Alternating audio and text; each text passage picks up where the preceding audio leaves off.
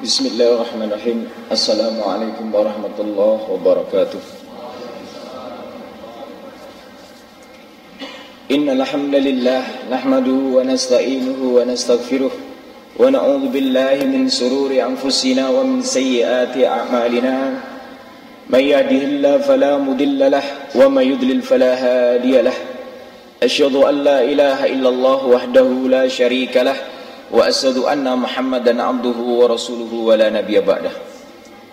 Wa qala azza min qail ba'da a'udzu billahi minasy syaithanir rajim. Ya ayyuhalladzina amanu taqullaha haqqa tuqatih wa la tamutunna illa wa antum muslimun. Amma ba'd fa inna asdaqal hadits kitabullah wa khairal hadi Muhammadin sallallahu alaihi wasallam wa sharral umuri muhdatsatuha wa kullu muhdatsatin bid'ah wa kullu bid'atin dhalalah wa kullu dhalalatin finnar. Ayyuhal mu'minun, ayyuhal muslimun, azanallahu wa iyyakum. Alhamdulillah, kita bersyukur kepada Allah Subhanahu wa taala. Di pagi yang sangat cerah ini Allah Subhanahu wa taala memberikan kemudahan kepada kita sehingga kita bersama-sama dapat hadir di dalam majelis ilmu. Tidak ada lain dalam rangka mencari keridhaan Allah Subhanahu wa taala dengan keikhlasan yang kita miliki dalam rangka thalabul ilmi untuk melepaskan seluruh kebodohan yang kita miliki, sehingga bagaimana sebagai seorang muslim, sebagai hamba Allah Subhanahu wa taala, agar benar di dalam akidahnya, benar di dalam ketauhidannya, benar di dalam ibadahnya, benar di dalam amal solehnya sesuai dengan tuntunan dan sunnah Rasulullah SAW yang didasari dengan keikhlasan kepada Allah Subhanahu wa taala. Inilah yang menjadikan amalan-amalan kita akan diterima oleh Allah Subhanahu wa taala. Dan insyaallah pada kesempatan kali ini kita akan mengkaji bersama-sama bagaimana tentang keutamaan ilmu dan bagaimana keagungan para ulama di dalam mencari ilmu, yang mana kisah-kisah mereka sangatlah besar, kisah-kisah mereka sangatlah agung bagi kaum muslimin di kemudian hari. Ketika kita membaca lembaran-lembaran kisah para salaf, para ulama di kalangan para salafus saleh, yang mana kisah-kisah mereka kisah-kisah yang tidak akan pernah terlupakan sepanjang sejarah kehidupan manusia, khususnya bagi kaum muslimin, karena tinta emas yang mereka torehkan walaupun mereka telah terkubur di dalam alam barzakh ratusan tahun yang lalu, akan tetapi ilmu mereka tersebar dan menyinari dunia sampai saat sekarang ini. Maka inilah perjalanan panjang para ulama di dalam meniti kehidupan mereka untuk mendapatkan perkara yang mereka cari di dalam keagungan kehidupan manusia sebagai harta yang paling berharga, sebagai warisan yang paling mahal, sebagai cahaya di dalam kehidupan mereka, kebahagiaan, ketenangan, kelapangan jiwa mereka dapatkan tatkala mereka bergelut dengan ilmu. Kepedihan, kesusahan, rintangan, halangan, apapun yang mereka hadapi sangatlah kecil. Bahkan seluruh pengorbanan mereka telah lakukan sampai mereka siap menghadapi berbagai macam kenyataan yang paling pedih dan paling pahit. Bahkan nyawa pun siap dipertaruhkan dalam rangka untuk mencari ilmu. Inilah kelezatan ilmu yang telah didapatkan para salaf, para ulama yang telah mereka rasakan, dan perjalanan panjang di dalam sejarah mereka yang tidak akan pernah terlupakan sepanjang sejarah kehidupan manusia, khususnya bagi kaum muslimin. Puluhan, ratusan, bahkan ribuan kita para ulama membelakakan mata kita, membukakan pendengaran kita untuk kita bisa membaca, mendengarkan kisah-kisah mereka yang sangat menakjubkan. Bahkan keagungan kisah mereka adalah sesuatu yang rasanya mustahil terjadi pada zaman saat sekarang ini. Inilah para salaf yang mana mereka cinta dengan ilmu lebih daripada segala sesuatunya. Mereka habiskan usia mereka, waktu yang mereka miliki, mereka korbankan jiwa mereka, mereka habiskan harta benda mereka, mereka pertaruhkan martabat dan keagungan yang mereka miliki dalam rangka untuk mendapatkan ilmu sebagaimana diajarkan oleh Rasulullah SAW. Inilah kisahnya para salaf, para ulama di dalam mendapatkan ilmu dan keagungan mereka, sampai-sampai walaupun mereka sudah terkubur jasad mereka ratusan tahun yang lalu, akan tetapi ilmu mereka kita geluti sampai saat sekarang ini. Kitab-kitab mereka kita pelajari sampai sekarang ini. Bahkan terkadang kita lupa dengan sebuah proses yang pernah dijalani oleh mereka para salaf. Kita mengenal apa itu Sahih Bukhari, apa itu Sahih Muslim. Kita mendapatkan cetakan buku yang bagus. Kita bisa memilih berbagai macam penerbit yang menerbitkannya. Kita bisa membaca kitab Riyadhus Shalihin. Kita bisa membaca kitab-kitab akidah, kitab tafsir, hadis, dan kitab-kitab para ulama yang lainnya. Akan tetapi terkadang kita lupa bagaimana para ulama menorehkan tinta mereka, ratusan bahkan ribuan kitab yang ada di hadapan kita saat sekarang ini. Ini proses perjalanan panjang yang terkadang kita lupakan. Bahkan kita hanya bisa melihat hasil sebuah proses yang mana itu sesuatu yang harus kita fahami dan kita belajar. Maka insya Allah pada kesempatan pagi hari ini kita akan membaca tentang kisah-kisah mereka. Kita akan membuka kembali sejarah perjalanan mereka, yang mana sejarah ini semoga menjadi pelajaran yang berharga dalam kehidupan kita di masa modern saat sekarang ini. Kalau seandainya pada zaman kita saat sekarang ini kemudahan didapatkan dengan berbagai fasilitas dan sarana, waktu sangatlah dekat, jarak antara satu wilayah dengan wilayah yang lain dilipatkan dan didekatkan oleh Allah Subhanahu wa taala dengan kemudahan teknologi dan sebagainya. Akan tetapi ternyata semangat di dalam mencari ilmu redup, keinginan dan motivasi seorang muslim sirna tatkala mereka meninggalkan kisah-kisah para salaf di dalam mereka mencari ilmu. Bagaimana tidak, mereka berjalan ratusan bahkan ribuan kilo, mereka berjalan antar negara dengan kaki mereka, tidak mengendarai kendaraan.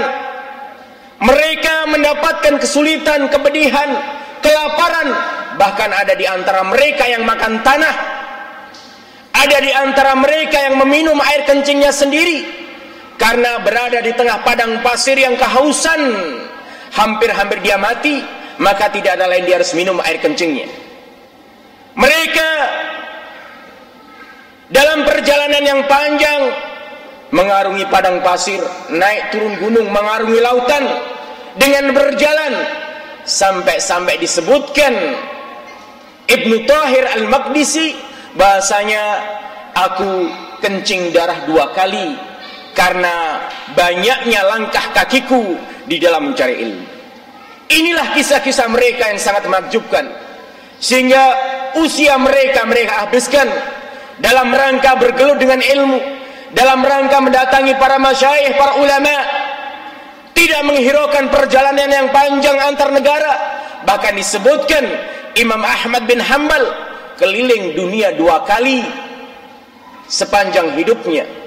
Datang dari Kufah ke Baghdad, ke Syam, ke Mesir, ke Mekah, Madinah, ke Yaman, Aljazair, Maghrib, Afrika, keliling negara dalam rangka mengumpulkan hadis-hadis Rasulullah SAW. Maka disebutkan kemudian terkumpullah Musnad Imam Ahmad sesudah beliau mengelilingi gurunya, mendatangi guru-gurunya. 2 kali perjalanan antar negara mengitari dunia sepanjang hidupnya. Kemudian terkumpullah sebuah kitab yang sangat agung yang kita kenal saat sekarang ini, yang bernama Musnad Ahmad bin Hanbal. Inilah kisah-kisah mereka. Sebelum kita lanjutkan, kita akan membaca dan akan membuka lembaran kisah-kisah mereka.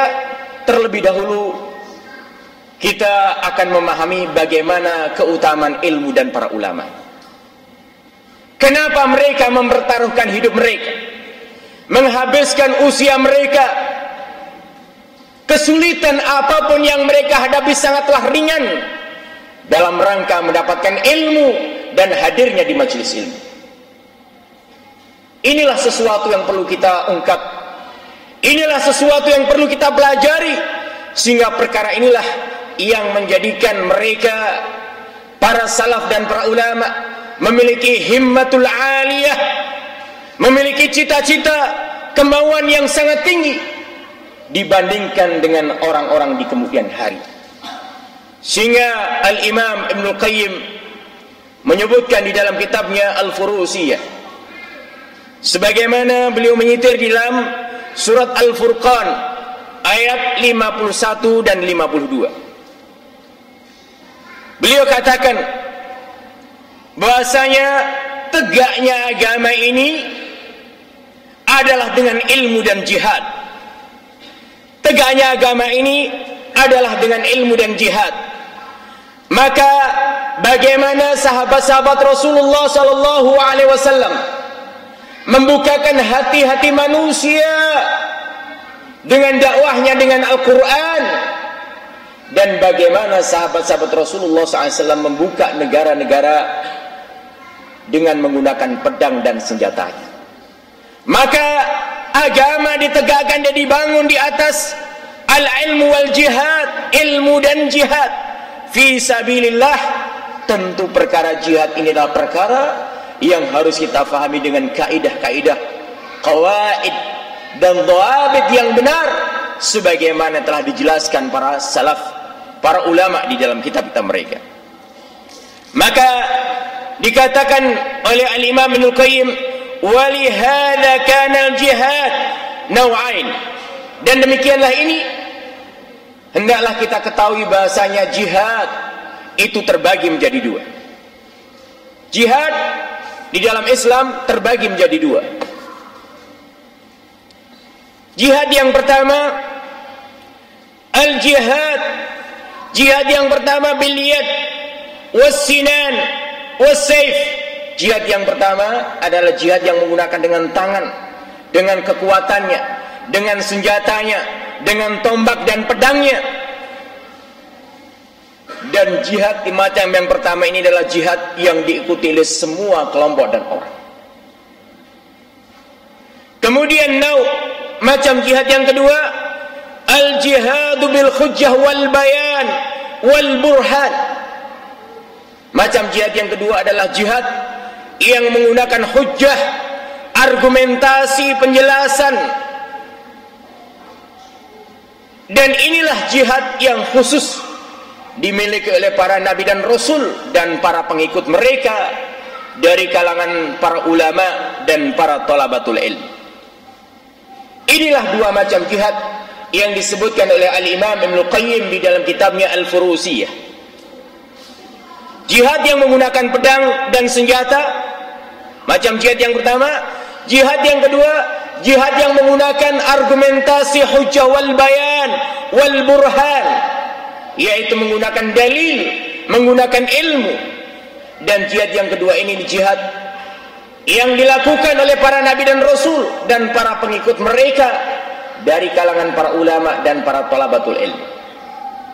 Kemudian kata beliau, Al-Imam Ibnul Qayyim menyebutkan afdalul jihadain, sedangkan dua macam jihad itu yang paling utama adalah jihad yang kedua, yaitu jihad yang menggunakan hujjah wal bayan wal burhan, jihad yang menggunakan ilmu, menggunakan hujjah, menggunakan dalil dan penjelasan.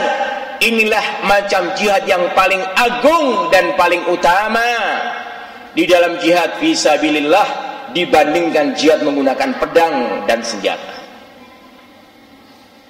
Kenapa Al-Imam Ibnu Qayyim menyebutkan bahasanya jihad yang kedua ini, jihad yang menggunakan hujjah wal bayan wal burhan, jihadnya para nabi dan rasul, para ulama, para talabatul ilm. Ini adalah jihad khas, jihad yang khusus dan khusus. Karena jihad yang kedua ini tidak diikuti oleh semua orang, semua kalangan manusia. Berbeda dengan jihad yang pertama. Semua orang bisa bergabung di dalamnya. Yang tua, yang muda, kemudian yang kaya, yang miskin, yang pandai, yang bodoh, semuanya bisa bergabung di dalamnya. Semua lini, semua kalangan manusia bisa bergabung pada jihad yang pertama. Akan tetapi macam jihad yang kedua, jihad bil hujjah wal bayan wal burhan, jihad yang khusus yang dimiliki oleh para nabi dan rasul dan para ulama, para talabatul ilm.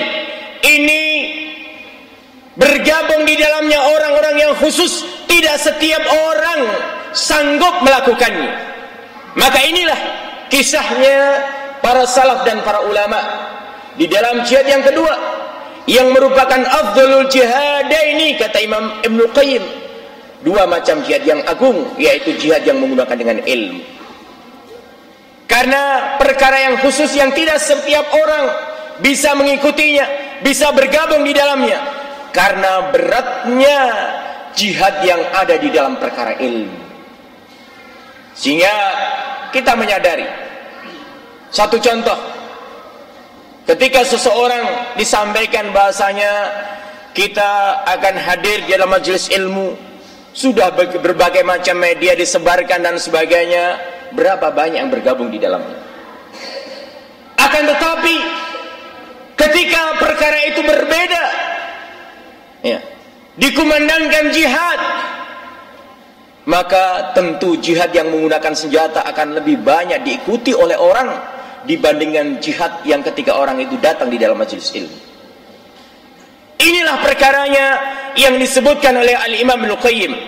Kemudian beliau menyatakan di dalam surat Al-Furqan ayat 51 dan 52, sebagaimana firman Allah Ta'ala, walau si'na laba'athna fi kulli qaryatin nadhira fala tuti'il kafirina wajahidhum bihi jihadan kabira.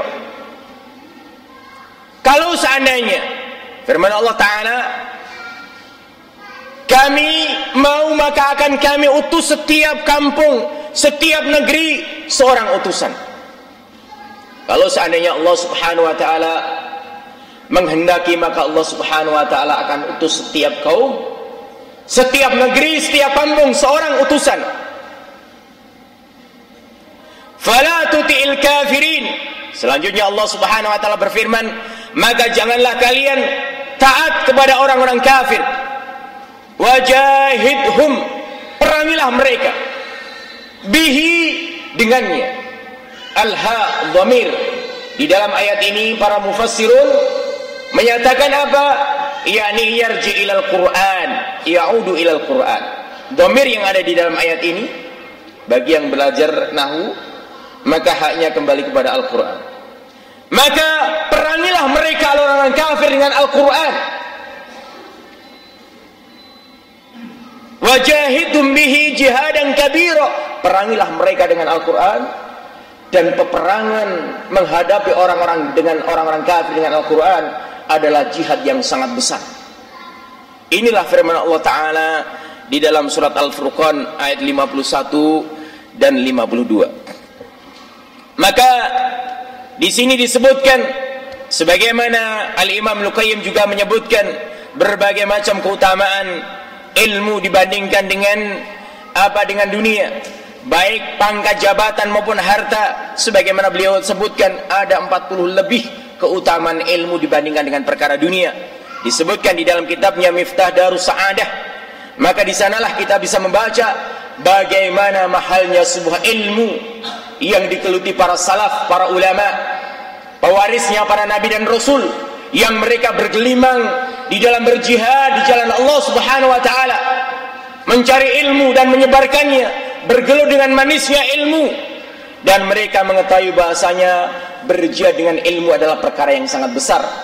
Sebagaimana Allah Subhanahu wa taala sebutkan di dalam surat Al-Furqan, kalau seandainya kata Imam Ibnu Qayyim, jihad menggunakan ilmu itu bukan perkara yang besar, maka Allah tidak menyebutkan di dalam surat Al-Furqan ini bahasanya apa? Allah menyebutkan wajahidhum bihi jihadan kabira. Perangilah mereka orang-orang kafir dengan menggunakan Al-Quran. Bagaimana kita memerangi orang kafir dengan Al-Quran? Tidak menggunakan senjata dan sebagainya. Ini menunjukkan bahasanya memerangi mereka dengan Al-Quran, dengan As-Sunnah, dengan ilmu. Jihad yang kabira adalah merupakan jihad fi sabilillah yang sangat besar nilainya di hadapan Allah Subhanahu wa taala. Maka benar kata beliau bahasanya jihad di dalam agama ini menggunakan ilmu, menyebarkan hujjah, argumentasi, burhan wal bayan adalah jihad yang sangat besar. Karena jihad inilah yang dilakukan oleh para nabi dan rasul dan para pengikut mereka. Sehingga selanjutnya Al-Imam Ibnu Qayyim menyebutkan di dalam kitabnya Al-Furusiyah bahasanya furusiyatan, kepahlawanan di dalam agama itu ada dua. Yang pertama kepahlawanan di dalam lihai menggunakan senjata, pedang, tombak dan panah. Dan yang kedua adalah kepahlawanan, kelihaian orang di dalam memiliki ilmu, kealiman ilmunya, kedalaman ilmunya di dalam hujjah wal bayan wal burhan. Maka ketahuilah kata Imam Ibnu Qayyim bahasanya sahabat-sahabat Rasulullah sallallahu alaihi wasallam adalah orang yang sempurna, yang agung, karena mereka menggabungkan dua kepahlawanan di dalam Islam. Menggabungkan antara kepahlawanan menggunakan senjata, pedang dan tombaknya ketika membuka negara-negara yang dibuka untuk menjadi negaranya kaum muslimin dengan kekuatan senjata dan pedangnya. Mereka berjihad fisabilillah, dan mereka sahabat-sahabat Rasul membuka hati manusia, menyadarkan manusia, mengangkat dari jahiliyah ke dalam indahnya cahaya Islam dengan membuka hati mereka dengan ilmu, hujjah wal bayan wal burhan. Maka sempurnalah jihad mereka karena mereka menggabungkan dua perkara jihad, membuka negeri dengan senjata, dengan kekuatan pedang dan senjatanya, dan membuka hati manusia berbondong-bondong masuk ke dalam Islam dengan ilmu yang mereka ajarkan. Inilah sahabat-sahabat Rasulullah sallallahu alaihi wasallam sebagaimana digambarkan oleh Al-Imam Ibnu Qayyim di dalam kitab Al-Furusiyah. Maka hendaklah kita memahami bagaimana tentang perkara ilmu ini adalah perkara yang sangat besar di dalam Islam, sehingga Allah Subhanahu wa taala menyebutkan di dalam surat Al-Mujadalah ayat 11, A'udzu billahi minasyaitonir rajim. Yarfa'illahu alladhina amanu minkum walladhina utul ilma darajat wallahu bima ta'maluna khabir. Allah Subhanahu wa taala akan mengangkat orang-orang beriman di antara kalian dan orang-orang yang berilmu di antara kalian beberapa derajat. Jadi di dalam ayat ini dipisahkan orang-orang beriman, dan di dalam orang-orang beriman ada orang-orang yang memiliki ilmu. Maka kedudukan orang-orang yang beriman yang mereka memiliki ilmu akan diangkat derajatnya oleh Allah Subhanahu wa taala dibandingkan mereka orang-orang beriman yang tidak berilmu. Wallahu bima ta'maluna khabir. Dan ketahuilah sesungguhnya Allah Subhanahu wa taala mengetahui segala sesuatu yang ada.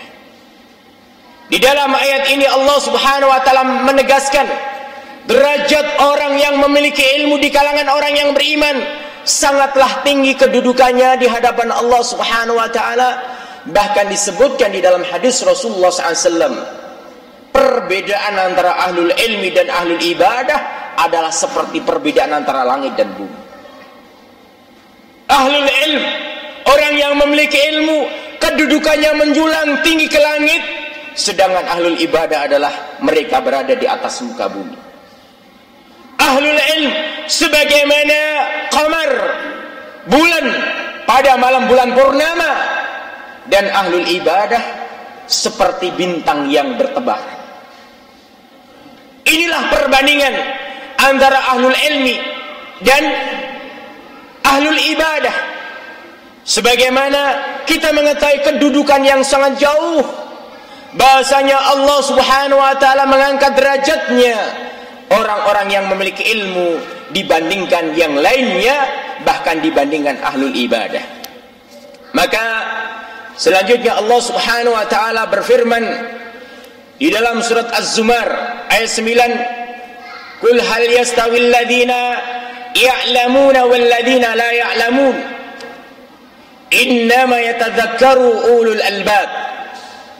Katakanlah ya Muhammad, apakah sama orang-orang alladzina ya'lamun walladzina la ya'lamun? Apakah sama kedudukan orang-orang yang memiliki ilmu dengan kedudukan orang yang tidak memiliki ilmu? Ini pertanyaan yang tidak perlu dijawab. Kenapa? Karena orang yang memiliki kedudukan ilmu tidak akan pernah sebanding dengan orang yang tidak memiliki ilmu. Innama yatadzakkaru ulul albab. Sesungguhnya orang-orang yang senantiasa mengingat Allah, berzikir kepada Allah, adalah orang-orang yang dibukakan akal dan hatinya dengan ilmu yang ada. Maka kedudukan ilmu sangatlah tinggi di dalam Islam, sehingga di dalam hadis Rasulullah sallallahu alaihi wasallam menyebutkan, innallaha yarfa bihadzal kitab aqwaman wa yadh'u bi akharin. Ketahuilah, sesungguhnya Allah Subhanahu wa taala akan mengangkat satu kaum dengan Al-Qur'an dan akan merendahkan yang lainnya ketika mereka meninggalkan Al-Qur'an. Ini menunjukkan bahasanya barang siapa seseorang yang mencari kemuliaan dan keagungan di dalam Islam, kembali kepada ilmu Alkitab dan Sunnah, maka Allah Subhanahu wa taala akan angkat derajatnya. Sebagaimana mereka orang-orang yang meninggalkan Alkitab dan Sunnah, mereka akan direndahkan. Wa yadh'u bihi akharin, dan Allah Subhanahu wa taala akan merendahkan kaum yang lain yang mereka meninggalkan Al-Qur'an. Maka hendaklah kita ketahui, sebagaimana juga disebutkan di dalam hadis Rasulullah sallallahu alaihi wasallam, ketika seseorang mengetahui bahasanya ketika suatu saat Abu Hurairah, seorang sahabat Rasulullah SAW yang banyak meriwayatkan hadis Rasulullah SAW, Abu Hurairah ini adalah seorang sahabat yang beliau ini sahabat yang paling banyak meriwayatkan hadis. Sebelum saya lanjutkan, ya, kuis dulu, break. Siapa nama Abu Hurairah? Ada yang tahu? Angkat tangan. Man? Ahsan. Sudah. Yang lain enggak tahu? Enggak apa-apa. Namanya enggak tahu enggak apa-apa. Catat baik-baik. Sahabat mulia, sahabiun jalil, Abu Hurairah Abdurrahman bin Sakhr Ad-Dawsi. Para ulama khilaf lebih daripada 20 tentang namanya Abu Hurairah. Yang rajih di dalam namanya Abu Hurairah adalah Abdurrahman bin Sakhr Ad-Dawsi. Sahabat yang paling banyak meriwayatkan hadis Rasulullah, yang senantiasa kita hafalkan, an fulan haddatsana fulan an fulan an Abi Hurairah radhiyallahu taala anhu qala Rasulullah. Setiap saat kita menghafalkan Abu Hurairah, Abu Hurairah, Abu Hurairah, tidak tahu siapa namanya Abu Hurairah. Tapi kalau ditanya siapa pemain sepak bola yang terkenal pada saat sekarang ini, wah, semuanya bisa menjawab, yakin.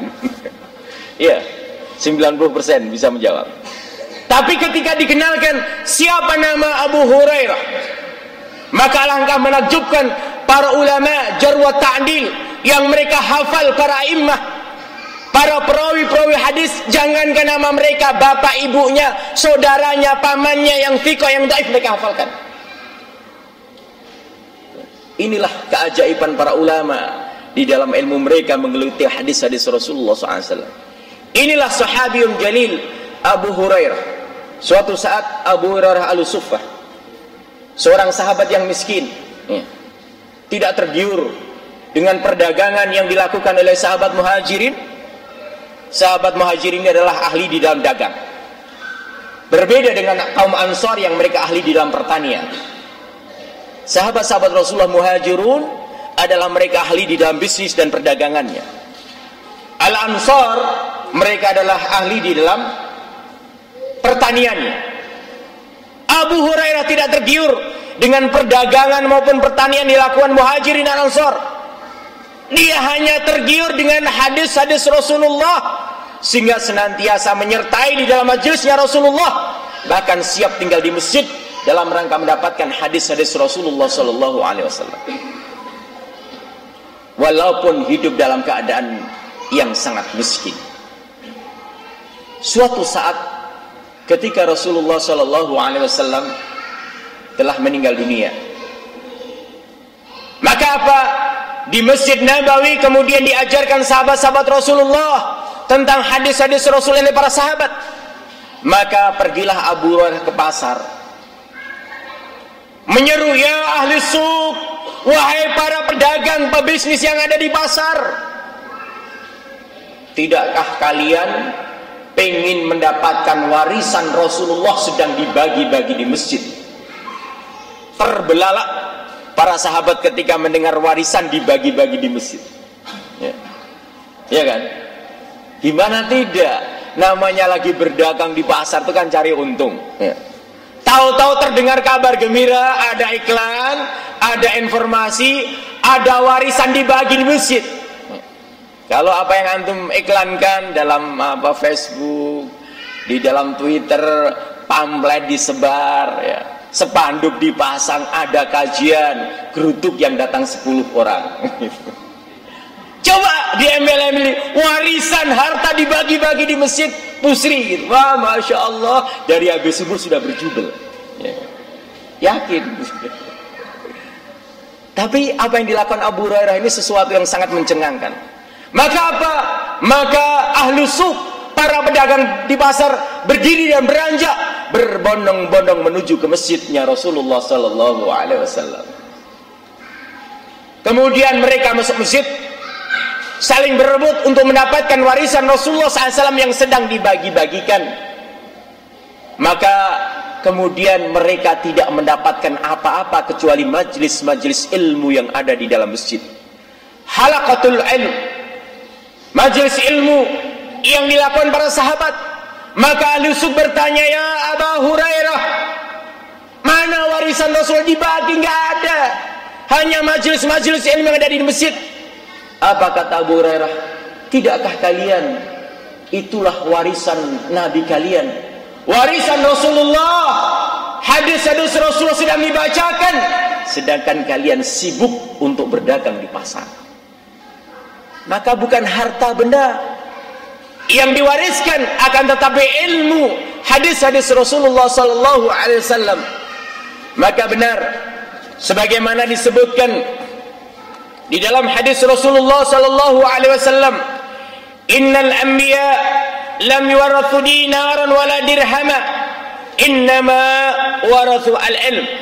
Sesungguhnya para nabi dan rasul itu tidaklah mewariskan kepada umatnya dinar maupun dirham, harta benda yang ada, akan tetapi para nabi dan rasul mewariskan ilmu.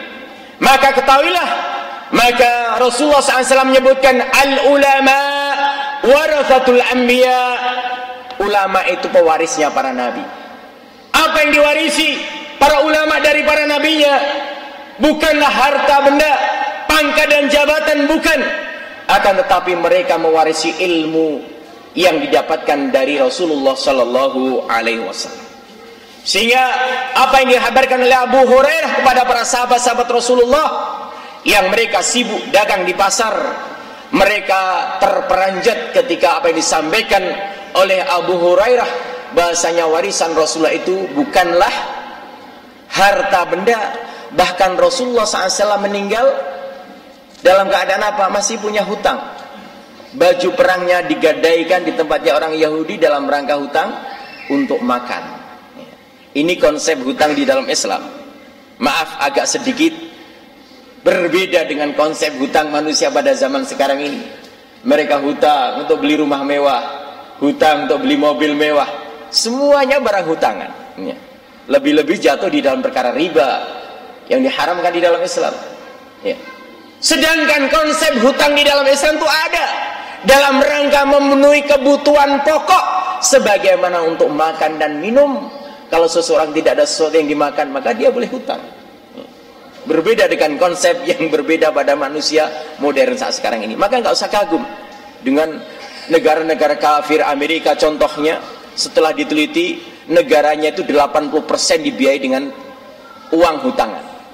Dan begitu masyarakatnya 80% masyarakatnya itu hidup di bawah lilitan hutang. Sedangkan masyarakat Islam dan negara-negara kaum muslimin tidaklah memiliki konsep sebagaimana konsepnya orang kafir, yang mereka menjalankan perkara ribawi yang haram di dalam Islam, sehingga membuat hidup mereka hidup yang sempit, sedangkan kita memiliki hidup yang sangat lapang. Maka inilah hadis-hadis Rasulullah SAW yang diajarkan sahabat-sahabat Rasulullah SAW kepada para sahabatnya. Sehingga satu, kita sudah mengenal siapa Abu Hurairah, sudah dicatat. Nanti kalau ada pertanyaan selanjutnya, tahu anak kita ajarin, tahu nggak namanya Abu Hurairah? Hurairah itu artinya apa, Pak? Kucing. Seorang sahabat yang gemar dengan kucingnya. Bapaknya kucing. Maka kunyah di dalam Islam dan sesuatu yang disunahkan. Seseorang disunahkan untuk menggunakan kunyah abun, Abu Fulan, Ummu Fulan. Nanti kalau belajar ilmu nahwu atau belajar dalam matan jurumiyah, seseorang akan tahu bagaimana masalah kunyah, meletakkan di depan, di belakang dan sebagainya. Maka ini sesuatu yang disunahkan. Jadi bapaknya Fulan, ibunya Fulan, punya anak atau tidak punya anak, sunnah hukumnya. Mau dinisbatkan kepada anaknya atau tidak, boleh saja. Satu contoh, punya anak namanya Ahmad, Abu Ahmad. Mungkin gak punya anak namanya Fatimah, dia menamakan Ummu Fatimah. Pertanyaan yang kedua, siapa kunyahnya? Aisyah radhiyallahu taala anha. Siapa yang bisa menjawab? Angkat tangan. Aisyah, siapa kunyahnya? Ummu siapa? Ummu siapa? Hah? Ummu siapa? Udah, nggak ada, angkat tangan. Siapa? Ummu Abdillah. Ahsan. Ya. Kunyahnya Aisyah radhiyallahu taala, ummahatul mukminin, Ummu Abdillah. Aisyah punya anak namanya Abdillah? Nggak ada. Aisyah nggak punya anak. Tapi Aisyah punya kunyah namanya Ummu Abdillah, Aisyah radhiyallahu taala anha. Dan inilah salah seorang sahabat wanita sekaligus ummahatul mukminin, istri Rasulullah sallallahu alaihi wasallam, yang alim, merupakan fuqahaus sahabah. Alimnya di kalangan sahabat wanita. Bahkan termasuk sahabat yang paling banyak meriwayatkan hadis di antara 7 sahabat yang lain. Siapa yang tahu selanjutnya 7 orang sahabat yang paling banyak meriwayatkan hadis Rasulullah? Sebagaimana ada yang hafal bait syairnya. Para ulama menuliskan bait-bait syair di dalam perkara ini. Disebutkan di dalam bait syair tentang 7 sahabat yang banyak meriwayatkan hadis. Bisa dicatat. Sab'un minas suhbi fawqal alfi qad naqalu minal hadisi anil muhtari khairan mudharu. Abu Hurairata, Sa'dun, Jabirun, Anasu, Siddiqatun, Wabnu Abbasin, Kadzabnu Umaru. Sudah? Apa Ustaz yang dicatat? Catat saja. Sab'un minas suhbi fawqal alfi qad naqalu. 7 sahabat yang paling banyak meriwayatkan hadis-hadis Rasulullah sallallahu alaihi wasallam. Lebih daripada 1000 riwayat. Jadi lebih daripada 1000 maksudnya apa? 1000 hadis ke atas. Ada 7 orang. Siapa? Minal hadisi anil muhtari khairan mudharu, yang memiliki riwayat lebih daripada 1000 hadis dari Bani Mudhar. Bahkan sebaik-baik orang yang berasal dari Bani Mudhar, siapa? Rasulullah sallallahu alaihi wasallam. Siapa mereka? Abu Hurairah. Yang pertama Abu Hurairah. Sa'dun, yakni Sa'id, Abu Sa'id Al-Khudri. Jabirun, yakni Jabir bin Abdullah. Anasun, yakni Anas bin Malik. 4. Abu Hurairah, Abu Sa'id Al-Khudri, Jabir bin Abdullah, Anas bin Malik. Siddiqatun, bintu Siddiq. Siapa? Aisyah radhiyallahu ta'ala anha. Yang kelima adalah Aisyah. Wabnu Abbasin. Siapa? Ibnu Abbas. Siapa namanya? Abdullah ibnu Abbas.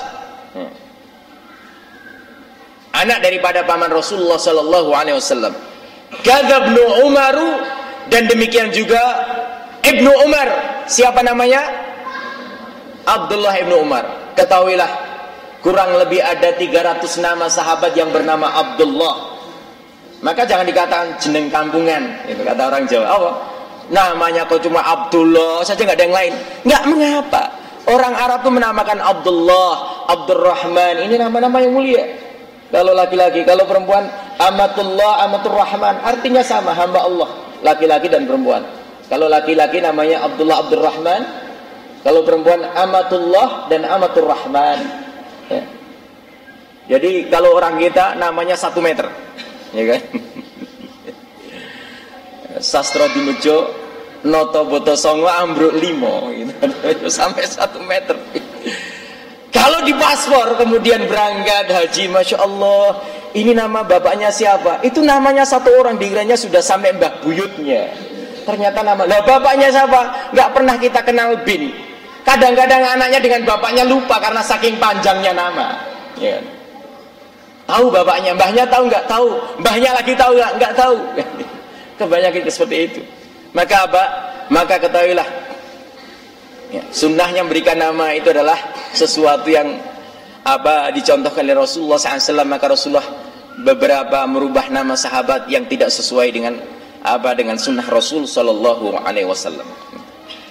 Kemudian Siddiqah wa Ibnu Abbas kata Ibnu Umar, yakni Aisyah, Abdullah ibnu Abbas dan Abdullah ibnu Umar. Jadi inilah sahabat-sahabat Rasulullah SAW, 7 orang yang banyak meriwayatkan hadis Rasulullah. Di antara 7 itu yang paling banyak meriwayatkan adalah siapa? Abu Hurairah, lebih daripada 5.000 hadis yang diriwayatkan dari Rasulullah Sallallahu Alaihi Wasallam. Sudah. Maka ingat baik-baik. Sab'un minas suhbi faqal alfi qad naqalu minal hadisi anil muhtari khairan mudaru. Abu Hurairah, Sa'dun, Jabirun, Anasu, Siddiqatun wa Ibnu Abbasin, kadzabnu Umaru. Enak kan? Maka para ulama itu Masya Allah kalau merangkai ilmu itu dengan bait syair. Pernah membaca kitabnya Nuniyah Al-Imam Ibnul Qayyim?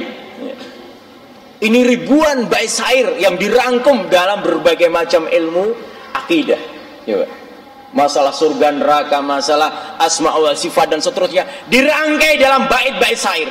Ini menunjukkan kedalaman ilmunya para salaf, para ulama. Sedangkan kita hanya menghafalkan 1 bait saja susahnya setengah mati, ya kan? Mereka ribuan bait-bait syair mereka tulis dan mereka hafalkan, ya. Maka jangan kaget ketika ada seseorang, ya, yang sanggup menghafalkan ribuan bait-bait syair para ulama dari kalangan para salaf. Jadi inilah keutamaan di dalam ilmu, sebagaimana yang kita ketahui bahasanya para ulama itu adalah merupakan pewarisnya para nabi dan rasul. Sehingga keagungan ilmu dan keagungan orang-orang yang memiliki ilmu tidaklah diragukan di dalam kedudukan agama ini. Maka kehidupan mereka senantiasa dikitari, kehidupan mereka senantiasa didatangi. Siapa saja yang menginginkan ilmu, sehingga Imam Ahmad ditanya, para ulama yang lain ditanya, ya Imam, apakah saya duduk di kampung saya atau negeri saya dengan seorang yang memiliki ilmu yang banyak, ataukah saya rehlah ke berbagai macam negara dalam rangka mencari ilmu, maka kata Imam Ahmad dan para ulama yang lain, kamu rehlah, yakni mendatangi berbagai macam negara dan para guru itu lebih utama daripada kamu duduk di negeri dan kampungmu. Kenapa? Karena rehlah di dalam talabul ilmi adalah sunnahnya para salaf. Rehlah di dalam mencari ilmu adalah sunnahnya para salaf. Sehingga seseorang kalau mencari ilmu, maka adalah dia meninggalkan kampung halamannya, maka dia akan mendapatkan ilmu yang ada. Suatu saat Khalifah Harun ar-Rasyid memanggil Imam Malik bin Anas untuk mengajarkan di istana kerajaan. Apa kata Imam Malik? Ya Imam, utusannya datang, engkau disiapkan rumah di dalam istana, engkau diminta untuk mengajar keluarga istana dan para stafnya. Maka Imam Malik mengatakan, al-ilmu yu'ta wa la ya'ti. Ilmu itu didatangi, tidak mendatangi. Maka sejak ada jawaban Imam Malik, Khalifah dan keluarganya datang di majelisnya Imam Malik di dalam Masjid Nabawi, tidak lagi memanggil imam untuk datang di istananya. Duduk bersama siapa saja yang duduk di dalam majelis ilmu. Inilah keutamaan yang ada, yang dimiliki oleh para ulama, di antaranya Imam Malik bin Anas. Apa bedanya Anas bin Malik dan Malik bin Anas? Apa bedanya Malik bin Anas dan Anas bin Malik? Sekali-kali ngaji agak pusing juga gitu. Jadi kalau kita kan pusing bekerja, waduh, yang kerjanya di IT software pusing setiap hari ngadepi komputer, yang di akuntan publik dia pusing menghitung macam-macam gitu. Yang sekolah juga pusing belajar. Sekali-kali kalau duduk di majelismu juga agak pusing ya, karena belajar gitu. Apa perbedaannya Anas bin Malik dan Malik bin Anas? Malik bin Anas, Anas bin Malik sahabat. Kalau Malik bin Anas, ya, Malik bin Anas adalah di antara 4 imam madzhab. Ya, ini perbedaannya. Ada nggak kesamaannya? Saya tanya. Ada nggak kesamaannya? Apa? Betul, sama-sama menjaga sunnah Rasul, nggak diragukan. Ada nggak kesamaannya? Siapa yang bisa menjawab nanti dapat hadiah dari panitia. Panitia menyiapkan hadiah kalau bisa menjawab pertanyaan ini. Ya. Kalau bisa, subhanallah. Ya. Berarti kalau belum berarti harus banyak belajar. Insya Allah kalau antum hadir di perpustakaan, dibuka-buka kitab mungkin 1 bulan juga belum ketemu. Bukan saya meremehkan antum, bukan. Karena kita juga istilahnya mendapatkan juga dari guru masyayikh kita. Ya. Guru-guru kita, faidah-faidah yang semacam ini. Duduk bertahun-tahun dengan para ulama, kita mendapatkan faidah dari ilmu mereka. Maka apa faedahnya orang belajar meringkas waktu yang dimiliki? Satu contoh, kita untuk mendapatkan satu hadis itu kalau buka sendiri mungkin lama. Hadisnya di mana ya? Tapi ketika datang di majelis ilmu walaupun terlambat gitu. Bukan saya ngece yang terlambat enggak. Walaupun terlambat sudah dapat 2, 3, 5 hadis. Tanpa buka di Musnad Ahmad, di Sahih Bukhari, Muslim, Tirmidzi enggak usah. Sudah dapat sekian hadis, sekian faedah, sekian ilmu. Itu kalau kita duduk sendiri 1 bulan juga belum tentu dapat. Paham? Menunjukkan apa? Orang belajar untuk meringkas waktu. Usianya berfaedah karena faedah ilmu yang didapatkan dari seorang guru. Paham? Maka apa perbedaannya? Sudah tahu apa kesamaannya sekarang antara sahabat Malik bin Anas dengan Anas bin Malik? Sudah angkat tangan? Apa? Ya, tinggalnya di Medina. Iya, betul. Ya, kita nggak nafikan bahasanya Imam Malik adalah Imam Darul Hijrah. Seorang ulama yang tidak pernah meninggalkan negerinya adalah Imam Malik. Mencukupkan dengan ulama yang ada di negeri Madinah. Akan tapi ada hal yang lain yang sangat pokok dan ini dikenal para ulama. Sudah? Kalau angkat tangan nggak apa-apa, saya jawab sendiri. Ya, semoga antum ingat lagi lain kali kalau ditanya. Apa kesamaannya Malik bin Anas dan Anas bin Malik? Punya satu nasab nggak? Nggak ada. Malik bin Anas adalah seorang ulama di kalangan 4 imam madzhab. Dia gurunya Imam Syafi'i, Imam Darul Hijrah. Ya.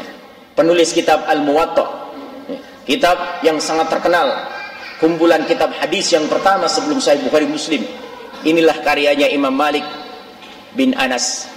Sedangkan Anas bin Malik adalah sahabiyun jalil yang didoakan oleh Rasulullah SAW, semoga Allah memberikan barokah umurnya, rezekinya, dan keluarganya. Maka Imam Malik bin Anas ini disebutkan memiliki usia lebih dari 100 tahun, memiliki anak kurang lebih 100. Gimana?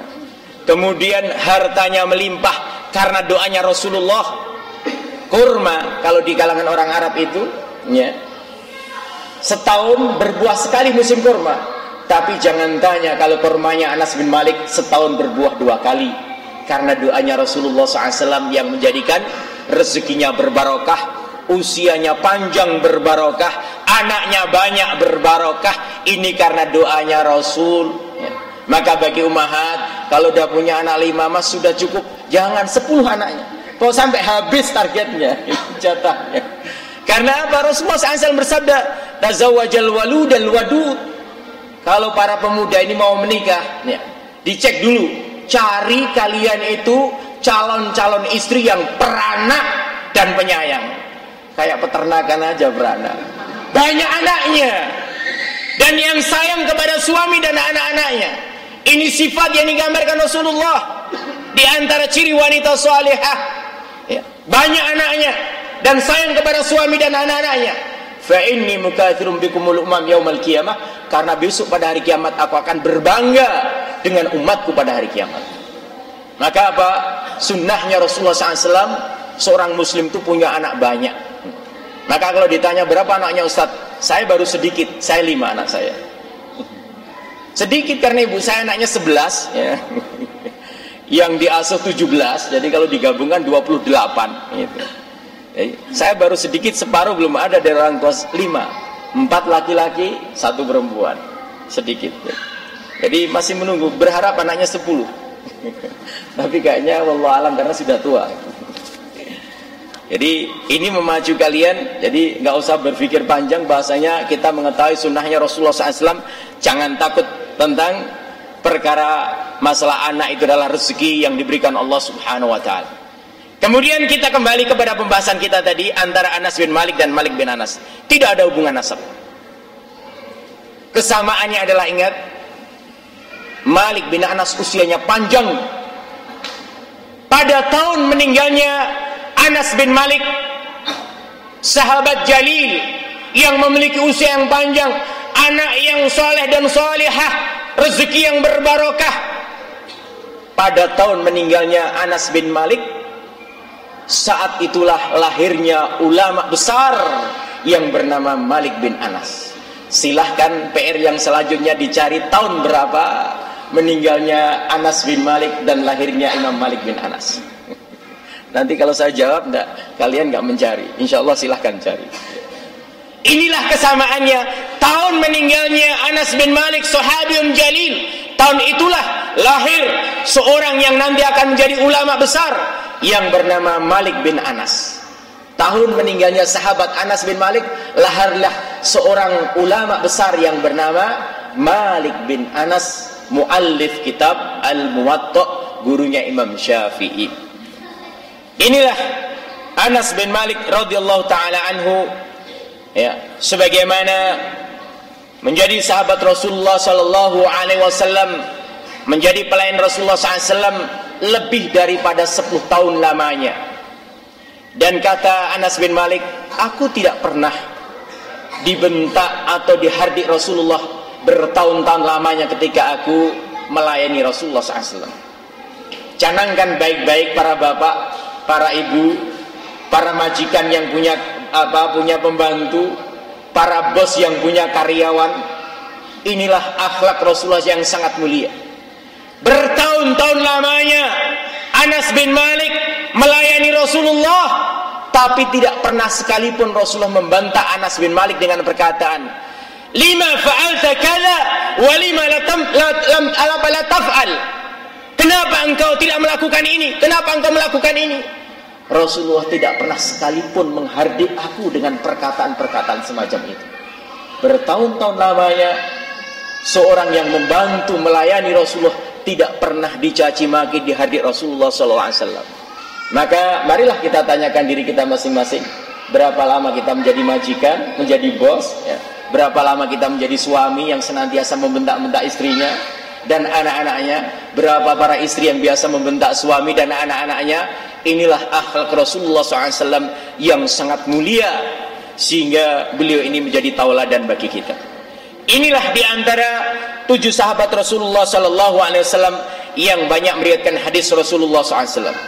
Kemudian tentang keagungan ilmu yang ada, sebagaimana Al-Imam Al-Khatib menyebutkan, dan demikian juga Abu Nuaim meriwayatkan athar yang datang dari Mu'adz bin Jabal radhiyallahu taala anhu, ta'allamul ilma fa inna ta'allamahu lillahi khasyah wa talabu ibadah wa mudarasatahu tasbih wal bahthu anhu jihad wa ta'limahu liman la yuhsinuhu sadaqah wa badlahu li ahlihi qurbah. Sebagaimana Mu'adz bin Jabal radhiyallahu taala anhu menyebutkan tentang keagungan dan kedudukan ilmu dan para ahlinya. Belajarlah kalian tentang ilmu, karena orang-orang yang mempelajari ilmu itu adalah orang-orang yang senantiasa memiliki khasyah, takut kepada Allah Subhanahu wa taala. Di dalam bahasa Arab, takut itu bisa bermakna khauf dan bisa bermakna khasyah. Al-khauf dibedakan para ulama, apa itu khauf dan apa itu khasyah. Khasyah itu adalah takut yang didasari dengan ilmu. Berbeda dengan khauf, takut yang tidak ada dasar ilmu. Maka apa? Maka wa qalilun min ibadiyas syakur, dan sedikit hamba-hamba kami yang bersyukur. Siapa mereka? Para ulama yang memiliki khasyah, takut kepada Allah karena ilmu yang ada pada mereka. Sehingga disebutkan oleh Mu'adz bin Jabal, sesungguhnya mempelajari ilmu itu adalah apa? Sebagai sarana seseorang di dalam memiliki khasyah, tambah dekatnya, tambah takutnya seseorang kepada Allah. Wa talabu ibadah, dan seseorang di dalam mencari ilmu adalah ibadah, bahkan a'zamul ibadah, ibadah yang sangat agung. Bagaimana tidak dikatakan agung? Tidakkah kita mendengar hadis Rasulullah SAW yang riwayat Imam Muslim, man salaka tariqan yaltamisu fiha ilman sahalallahu lahu bihi tariqan ilal jannah. Barang siapa seseorang yang berjalan meninggalkan rumahnya dalam rangka mencari ilmu, sahalallahu lahu bihi tariqan ilal jannah, maka orang tersebut akan dimudahkan jalannya oleh Allah Subhanahu wa taala menuju surga. Jalan menuju ke dalam surga diantaranya adalah dengan rajinnya seseorang datang di dalam majelis ilmu. Hadir kita di majelis ilmu adalah membukakan jalan kemudahan kita masuk ke dalam surganya Allah Subhanahu wa taala. Bahkan diriwayatkan di dalam riwayat Tirmidzi, sebagian ulama menghasankan hadis ini dan sebagian mendhaifkan. Apalagi itu Ustaz, sahih, hasan dan dhaif, maka adalah perlu belajar. Pokoknya dengar aja sahih, hasan, dhaif. Ya, kalau perlu pertanyaan mustalah hadis nggak apa-apa, nanti kita tanya. Maka apa? Kata Rasulullah SAW bersabda di dalam hadis yang ada Imam Tirmidzi, ya, man kharaja fi talabil ilmi fa huwa fi sabilillah hatta yarji. Barang siapa seseorang yang keluar dari rumahnya, meninggalkan rumahnya dalam rangka talabul ilmi, mencari ilmu, maka apa? Maka dia itu seperti orang yang berjihad di jalan Allah sampai ketika seseorang itu pulang. Seseorang itu pulang. Pulang apa? Ke kampung halamannya, ke rumahnya. Kalau dia meninggal di tengah jalan, keluar dari rumahnya bismillah, niat dalam rangka datang ke majelis ilmu, maka dia seperti orang yang berjihad di jalan Allah Subhanahu wa taala. Coba bayangkan, bagaimana kalau seandainya menggabungkan antara jihad berperang dan jihad mencari ilmu? Mungkin enggak? Mungkin. Sebagaimana sahabat-sahabat Rasulullah SAW. Sedikit beri kita ada sebuah kisah. beberapa bulan yang lalu, ya, ketika anak saya balik ke Yaman, alhamdulillah anak saya pertama dan kedua saat sekarang masih belajar di selatan Saudi, di negeri Yaman. Ya. Anak saya yang pertama saya bawa sejak umur 7 tahun. Saya berangkat ke Yaman dengan membawa 3 anak 1 istri. 3 anak 1 istri. Dan pulang tahun 2011, anak saya tambah 2 lahir di Yaman 2. Jadi saya punya 4 anak laki-laki, 1 anak perempuan. Anak nomor 1 dan nomor 2 masih belajar di Yaman. Alhamdulillah anak kita yang nomor 1 dan nomor 2 sejak SMP sudah hafal Al-Quran. Kemudian anak yang pertama kelas 3 SMA, anak yang kedua kelas 3 SMP, dua-duanya sudah hafal Sahih Bukhari Muslim dengan sanadnya. Jadi ini saya bukan apa-apa, bukan pamer kepada jamaah, tidak. Semoga hal ini memacu kita semuanya dalam rangka mendidik anak-anak kita. Siapa bilang seseorang tidak bisa hafal Sahih Bukhari Muslim? Inilah kita sudah lihat, kita saksikan orang-orang yang sanggup menghafalkan Sahih Bukhari Muslim. Berapa ustaz hafalan yang harus dihafal setiap hari? Syaratnya harus hafal Al-Quran dulu, mungkin dibolak-balik Al-Quran harus hafal. Kalau enggak, jangan harap dia bisa ikut daurah hafalan Sahih Bukhari Muslim. Maka apa? Ketika Al-Qurannya sudah hafal, mungkin dites, kemudian baru dia boleh ikut daurah hafalan Sahih Bukhari Muslim. Dikumpulkan ada 6 jilid. Ada 6 jilid. Jamak Sahihain Sahih Bukhari Muslim ada 6 jilid. Bagaimana tarikahnya? Menghafalkan setiap hari 15 sampai 25 lembar. Lembar loh ya, bukan halaman atau hadis, tahu? Lembar. Jadi kalau ini kitab, ini kitab. Setiap lembarnya 1, 2, 15 lembar sampai 25. Per harinya dia harus hafal. Alhamdulillah di antara tolaba Indonesia ada 2 orang anak kita yang lolos untuk bisa menghafalkan Sahih Bukhari Muslim dengan sanadnya. Ketika anak yang pertama kelas 3 SMA, maka kado untuk orang tuanya adalah hafal Sahih Bukhari Muslim, dan bersama dengan adiknya kelas 3 SMP dua-duanya hafal Sahih Bukhari Muslim. Dan alhamdulillah saat sekarang anak kita masih belajar dua-duanya di Yaman. Dan belajar dengan para masyayikh, para ulama di sana. Ketika liburan, ya, pulang 4 bulan di Indonesia, kemudian balik sesudah Syawal tahun kemarin, ya, maka balik ke Yaman. Sesudah sampai sana menghabarkan kepada kita, masih ingat Abu Muhammad Al-Andalusi? Ya ingat, teman kita yang berasal dari Pontianak. Belajar bersama kita di Yaman. Kurang lebih 4-5 tahun beliau. Seorang yang hafal Al-Quran. Kita ingat betul belajar bersama dengan kita di markas Darul Hadith di Ma'rib Yaman. Di tempat Syekh Abdul Hasan bersama dengan kita, yang setiap saat anak yang sangat rajin ibadahnya, rajin belajarnya. Kalau sholat di depan bagian kanan, soft di paling depan bagian kanan. Hari-harinya kita lihat seperti itu. Seorang hafidh Al-Quran, rajin di dalam belajar dan seterusnya, yang tidak banyak pembicaraan, omongannya, lisannya dan sebagainya, terjaga ibadahnya. Kemudian sampailah berita kita ketika saatnya Abu Muhammad ini akan pulang ke Indonesia. Teman-teman liburan pulang, anak kita pulang, teman-teman yang lain pulang. Maka ternyata Abu Muhammad ini berangkat ke Suriah dalam rangka berjihad fisabilillah. Teman-teman gak ada yang tahu, tidak ada yang tahu. Taunya ketika beliau sudah gugur sebagai syahid insyaallah di jalan Allah Subhanahu wa taala. Sampailah anak kita di Yaman menghabarkan, ada berita bahasanya Abu Muhammad meninggal di Suriah. Tapi berita ini belum takkid, tunggu berita selanjutnya. Seminggu kemudian anak kita mengirim fotonya, dicari di Facebook, dunia maya dan sebagainya, karena ada syahidnya. Orang-orang Yaman memberita bahasanya ada orang Indonesia yang meninggal di Suriah, yakni berjihad di jalan Allah Subhanahu wa taala. Itulah Abu Muhammad. Sesudah kita dapatkan pasti, kemudian foto dikirim dan sebagainya, betul Abu Muhammad meninggal di Suriah, dan didapatkan foto itu dipajang orang-orang Syiah di dunia maya. Kita dapatkan foto itu di kalangan para mujahidin yang gugur, yang direport oleh orang-orang Syiah di dunia maya mereka.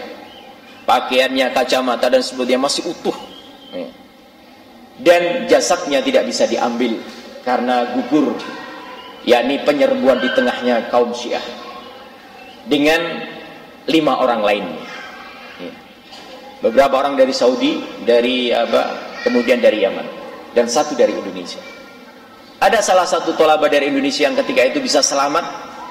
Jadi di antara 7 orang 6 gugur, 6 meninggal dunia, salah satunya dari Indonesia, 1 orang Indonesia ini selamat. Ketembak tangannya karena peperangannya malam hari, kemudian dia merangkak. Dia sangat sedih dan menyesal karena nggak bisa menyelamatkan satu persatu teman yang gugur. Dia harus menyelamatkan diri sendiri, kemudian keluar sampai berjalan berapa kilo panjangnya sampai bisa meninggalkan dari medan peperangan, dan dia sebagai saksinya di dalam cerita tersebut. Kemudian dikisahkan bagaimana subhanallah, kemudian kisah meninggalnya Abu Muhammad ini tersebar di dunia maya, sampailah berita kepada orang tuanya, karena beliau sebelum berangkat jihad di Suriah memang sudah minta izin orang tuanya. Bapak ibunya mengikhlaskan, memberikan keutamaan-keutamaan tentang faedahnya jihad fisabilillah, orang yang berjihad, orang yang sudah memiliki ilmu dan sebagainya. Bapak ibunya mengikhlaskan. Kemudian sampailah betul cita-citanya sebagai syahid, insya Allah terwujud ketika meninggal di negeri Suriah, yakni di daerah Syam, sebagaimana disebutkan di dalam hadis Rasulullah SAW. Apabila terjadi pertempuran pada akhir zaman, kata Rasulullah, maka bergabunglah kalian dengan tentara Syam. Dan salah satu Syam adalah negeri Suriah saat sekarang ini. Kalau tidak, maka bergabunglah dengan tentara Yaman. Maka keutamaan bergabung dengan tentara Syam lebih utama dibandingkan bergabung dengan tentara Yaman, sebagaimana disebutkan di dalam hadis Rasulullah SAW. Maka itulah kisahnya saudara dan teman kita yang gugur di jalan Allah Subhanahu wa taala, Abu Muhammad. Sebelum gugurnya dikisahkan malam itu dia tahajud, malam itu dia membaca Al-Quran terus. Ketika ada panggilan jihad, senantiasa di front terdepan dalam rangka berperang di jalan Allah Subhanahu wa taala.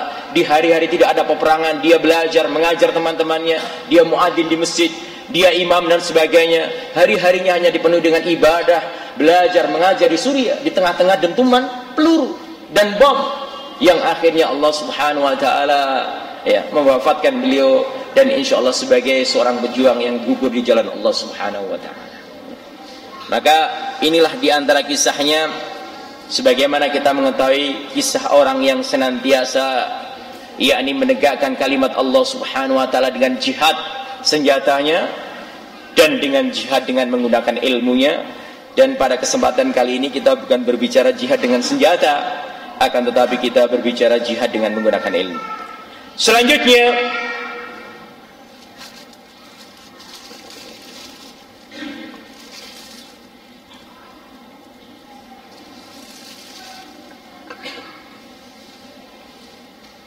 Mu'adz bin Jabal menyebutkan bahasanya seseorang yang mempelajari ilmu adalah apa?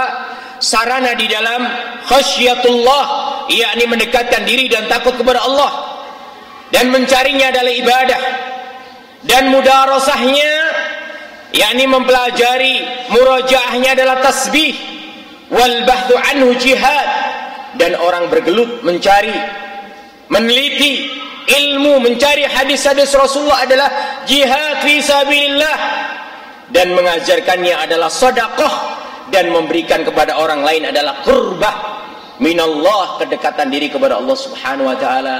Inilah keutamaan ilmu dan keagungan para ahlinya, sebagaimana disebutkan oleh Mu'adz bin Jabal di dalam asal yang sahih yang diriwayatkan oleh Imam Al-Khatib Al-Baghdadi dan juga Abu Nuaim. Maka hendaklah kita mengetahui bahasanya tidak ada lain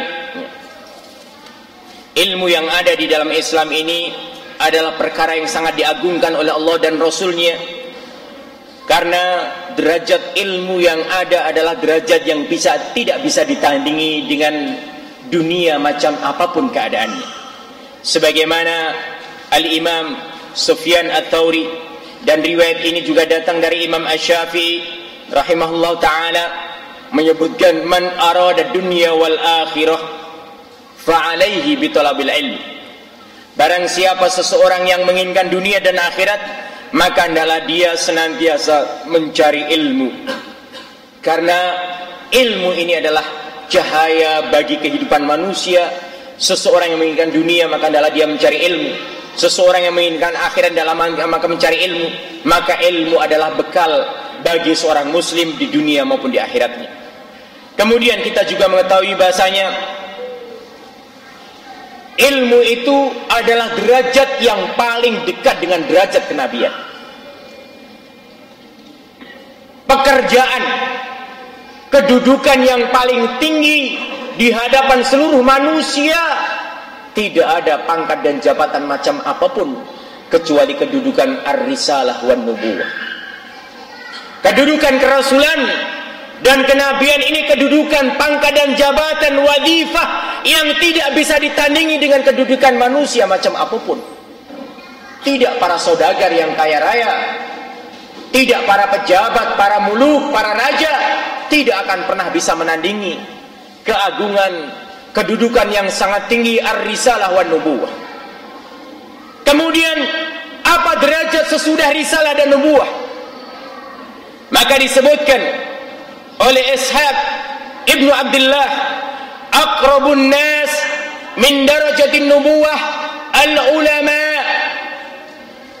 Ketahuilah bahwasanya derajat yang paling dekat bagi seluruh manusia dengan derajat kenabian adalah derajatnya para ulama dan para talabatul ilm.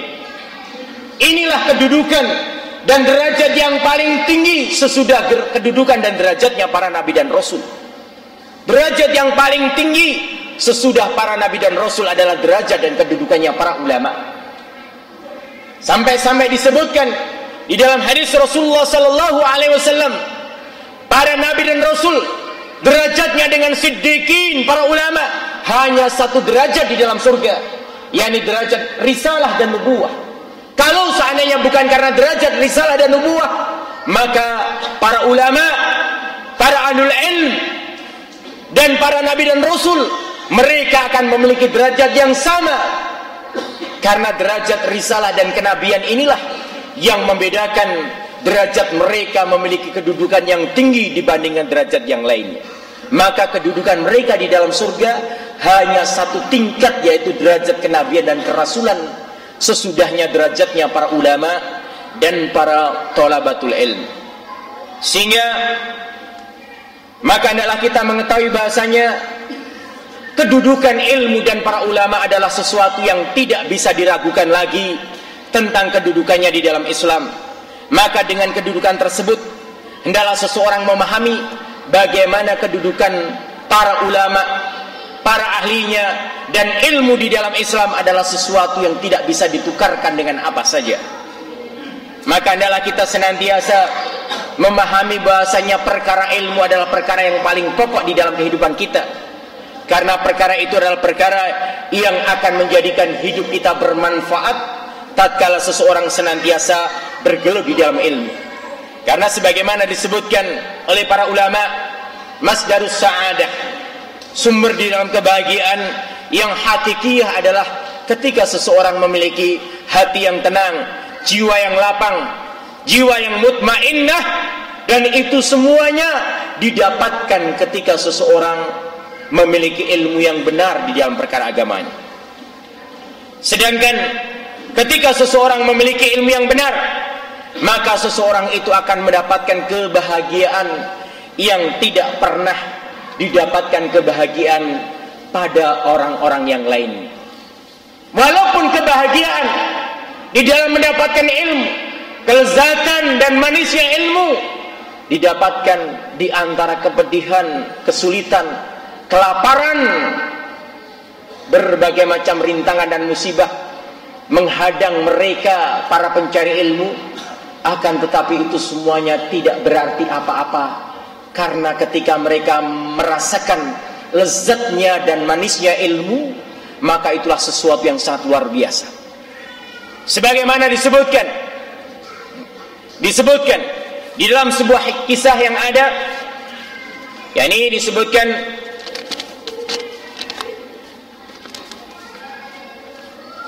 tentang kisahnya 4 di antara ulama.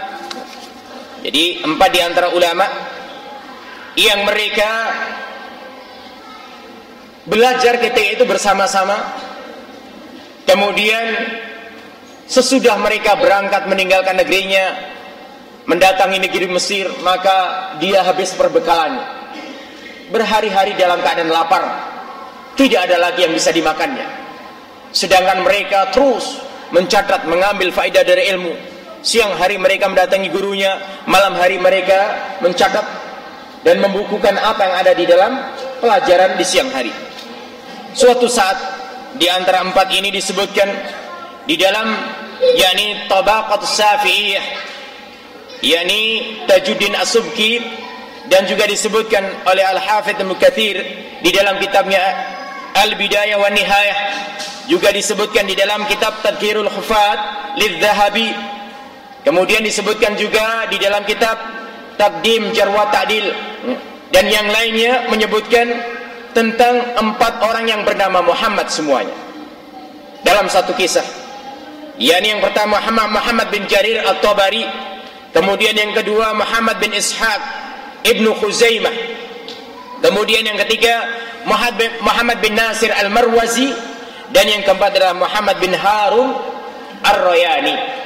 Semua ulama ini bernama Muhammad, belajar bersama-sama, datang di negeri Mesir, habis perbekalannya, berhari-hari mereka dalam keadaan lapar. Kemudian tibalah satu malam yang mereka sudah tidak bisa menahan dari rasa laparnya. Kemudian di antara empat Muhammad ini, para ulama ini kemudian apa? Mengundi. Siapa nanti namanya yang keluar, itulah yang harus keluar untuk mencari makan. Bagaimana? Gak ada yang bisa dimakan, gak ada perbekalan. Maka apa? Diundilah empat nama, ditulis. Kemudian siapa yang keluar? Maka keluarlah yang bernama Muhammad bin Ishaq Ibnu Khuzaimah. Sudah sepakat siapa yang keluar namanya, nanti yang keluar dari penginapannya untuk mencari makan. Karena ketika itu empat ulama ini adalah hidup menyewa satu tempat untuk belajar, tapi perbekalan mereka habis. Kemudian kata Muhammad bin Ishaq Ibnu Khuzaimah, beliau katakan, sebentar, izinkan aku berwudu, sholat istikharah dulu 2 rakaat. Kemudian Muhammad Ibnu Khuzaimah kemudian ambil air wudu, kemudian sholat 2 rakaat sholat istikharah, berdoa kepada Allah Subhanahu wa ta'ala.